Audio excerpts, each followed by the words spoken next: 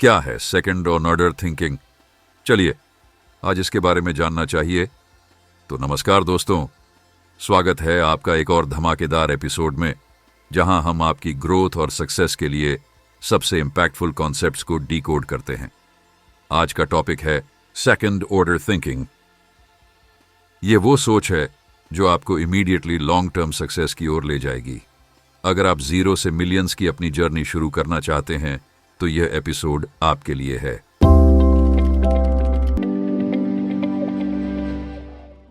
Number 1, क्या है second order thinking? Second order thinking का मतलब है किसी भी डिसीजन के इमीडिएट रिजल्ट से आगे जाकर उसके डीपर और लॉन्ग टर्म इंपैक्ट को समझना। 2025 का बिजनेस लैंडस्केप बहुत तेजी से बदलेगा। आज सिर्फ शॉर्ट टर्म सक्सेस पर फोकस करना काफी नहीं है। अगर आप आगे बढ़ना चाहते हैं तो आपको यह समझना होगा कि आज लिए गए डिसीजंस भविष्य में कैसे रिपल इफेक्ट्स पैदा करेंगे। उदाहरण के लिए, मान लीजिए आप एक नया प्रोडक्ट लॉन्च कर रहे हैं। फर्स्ट ऑर्डर थिंकिंग कहेगी इससे इमीडिएट रेवेन्यू कितना आएगा, लेकिन सेकंड ऑर्डर थिंकिंग पूछेगी इससे मेरे कस्टमर्स पर लॉन्ग टर्म इंपैक्ट क्या पड़ेगा, क्या यह मेरे ब्रांड की प्रतिष्ठा को मजबूत करेगा। नंबर 2, सेकंड ऑर्डर थिंकिंग के रियल वर्ल्ड एग्जाम्पल्स। आइए अब दूसरी ऑर्डर थिंकिंग को एक्शन में देखते हैं। AI investment strategy. Open AI और गूगल जैसी बड़ी कंपनियों ने एआई में मैसिव इन्वेस्टमेंट की। फर्स्ट ऑर्डर थिंकिंग कहती यह बहुत महंगा प्रोजेक्ट है, लेकिन सेकंड ऑर्डर थिंकिंग ने समझा एआई टेक्नोलॉजी आने वाले सालों में इंडस्ट्रीज को पूरी तरह बदल देगी। और आज एआई ड्रिवन बिजनेसेस हर फील्ड में गेम चेंजर साबित हो रहे हैं। सस्टेनेबल बिजनेस मॉडल्स, टेस्ला और रिवियन जैसी इलेक्ट्रिक व्हीकल कंपनीज ने शॉर्ट टर्म प्रॉफिट्स को इग्नोर किया और एनवायरमेंट फ्रेंडली सॉल्यूशंस पर फोकस किया। आज ये ब्रांड्स न केवल प्रॉफिटेबल हैं, बल्कि सस्टेनेबल फ्यूचर की दिशा भी तय कर रहे हैं। एंटरटेनमेंट इंडस्ट्री का एग्जाम्पल, नेटफ्लिक्स ने डीवीडी रेंटल से स्ट्रीमिंग प्लेटफॉर्म में ट्रांजिशन किया। फर्स्ट ऑर्डर थिंकिंग कहती स्ट्रीमिंग रिस्की है, पर सेकंड ऑर्डर थिंकिंग ने पोटेंशियल देखा। लोग कन्वीनियंस को प्रायोरिटी देंगे और नतीजा, नेटफ्लिक्स आज ग्लोबल एंटरटेनमेंट इंडस्ट्री का लीडर है। नंबर 3, कैसे करें सेकंड ऑर्डर थिंकिंग का प्रैक्टिस? अब सवाल आता है, इस सोच को डेवलप कैसे किया जाए? पहली, हर डिसीजन के लिए पूछें और क्या होगा। डिसीजन मेकिंग के दौरान सिर्फ इमीडिएट इंपैक्ट पर मत रुकिए, इसके आगे सोचिए इसका रिपल इफेक्ट क्या होगा। पोटेंशियल कॉन्सिक्वेंसेस मैप करें। हर डिसीजन के पॉजिटिव और नेगेटिव एस्पेक्ट्स को विजुअलाइज करें। प्रोबेबिलिटी बेस्ड थिंकिंग अपनाएं। हर पॉसिबल आउटकम को लॉजिकली एनालाइज करें। उदाहरण, मान लीजिए आप एक नया स्किल सीखने का सोच रहे हैं। फर्स्ट ऑर्डर थिंकिंग कहेगी यह स्किल सीखने में 6 महीने लगेंगे। सेकंड ऑर्डर थिंकिंग कहेगी यह स्किल आने वाले 5 सालों में मेरे करियर को कितना बूस्ट देगी।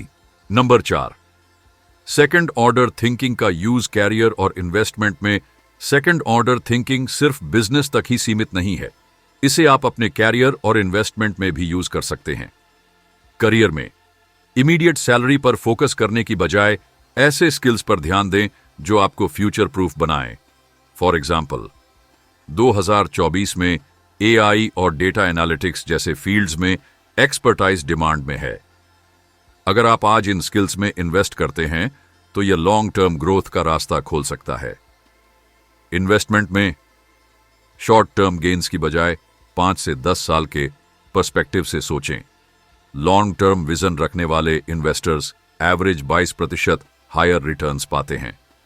फॉर एग्जाम्पल, टेस्ला के स्टॉक्स को 2015 में रिस्की माना गया, लेकिन सेकंड ऑर्डर थिंकर्स ने देखा कि इलेक्ट्रिक व्हीकल्स फ्यूचर हैं और आज टेस्ला के शेयर्स ने एक्सपोनेंशियल ग्रोथ दी है। Number 5, wealth creation insights. क्या आप जानते हैं 2024 के डेटा के अनुसार टॉप 1% एंटरप्रेन्योर्स में से 80% लोग सेकंड ऑर्डर थिंकिंग का एक्टिवली इस्तेमाल करते हैं। लॉन्ग टर्म विजन वाले इन्वेस्टर्स ने कंसिस्टेंटली हायर रिटर्न्स पाए हैं। Number 6, first order versus second order thinking. आइए इसे सिंपल तरीके से समझते हैं। First order thinking quick profit पर ध्यान दो, शॉर्ट टर्म रिजल्ट्स को प्रायोरिटाइज करता है। Second order thinking sustainable growth पर काम करो, लॉन्ग टर्म इंपैक्ट और रिपल इफेक्ट्स को समझता है। उदाहरण, आप एक नया बिजनेस शुरू करना चाहते हैं। फर्स्ट ऑर्डर थिंकिंग कहेगी प्रॉफिट कमाने के लिए जल्दी से मार्केट में प्रोडक्ट लॉन्च करो। सेकंड ऑर्डर थिंकिंग कहेगी मार्केट रिसर्च करो, कस्टमर नीड्स को समझो और ऐसा प्रोडक्ट लॉन्च करो जो सस्टेनेबल हो। नंबर 7, की टेकअवेज। चलते चलते आज के एपिसोड से 3 सबसे जरूरी बातें। 1, इमीडिएट रिजल्ट्स को कंप्लीटली इग्नोर मत करो, लेकिन डीपर और लॉन्ग टर्म कॉन्सिक्वेंसेस को हमेशा समझो। 2, हर डिसीजन के रिपल इफेक्ट्स और मल्टीपल लेयर्स को एनालाइज करो।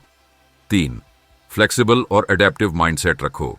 तो दोस्तों, आज के एपिसोड में हमने सीखा कि सेकंड ऑर्डर थिंकिंग कैसे जीरो से मिलियंस की जर्नी में आपकी मदद कर सकती है।